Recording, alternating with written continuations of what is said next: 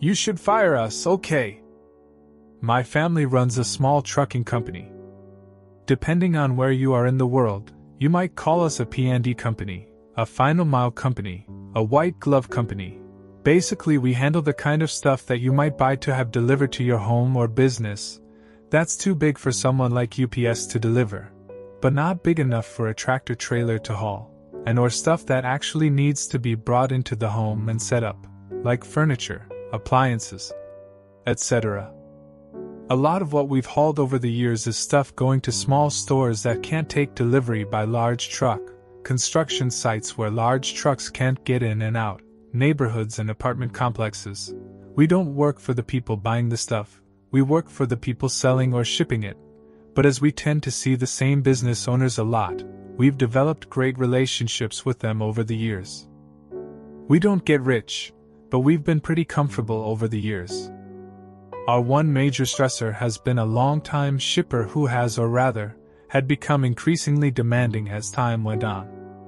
Now when I say long time, I mean it. We made our first delivery for them over 50 years ago.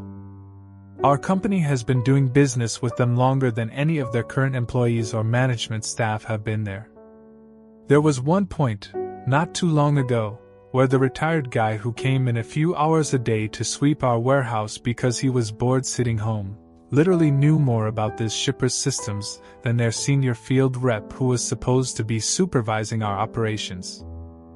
We have been a small, but vital part of their network, for so long that almost no one there really realized how much we did for them. We've seen field reps come and go.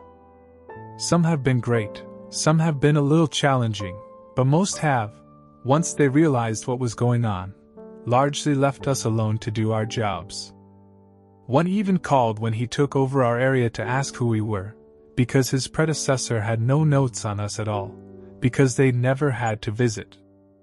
We've just been, mostly, quietly plugging along, taking care of their customers, in some cases for generations. Well, the latest rep was a genuinely unpleasant person. He was arrogant, abrasive, casually insulted our employees. Honestly, it's not worth getting into the minutiae here. He wasn't someone we wanted to work with. But I'm able to put on a happy face and get along with about anyone, when needs must, so onward we strode. As I said earlier, the shipper had been getting more and more demanding as time went on. Systems had been getting harder to navigate, inventory had been getting harder to track, phone trees had grown into banyan nightmares, more and more layers of bureaucracy had been added, and with every change they'd grown less agile, slower, more difficult to deal with. One day the field rep called because he didn't like how we'd answered an email. Not that we hadn't answered it, just that he didn't like the manner in which it had been answered. After decades of dealing with this shipper, being micromanaged to that level was not something that we were interested in. The manager here who was dealing directly with him tried to defuse the situation, but it kept getting worse until the field rep said, "If you aren't happy with the way things are going, maybe you should just quit." Oh. Okay then. We started running the numbers, looked at all our other business, decided that we could, indeed, go on without them, and then I called the field rep to have a frank conversation with him. And then I wrote a short, polite, direct letter to our customer of over 50 years telling them that we were firing them. We didn't just pull the plug. We gave them a full 60 days notice, so they'd have time to get something worked out. And they didn't. We've always been here for them.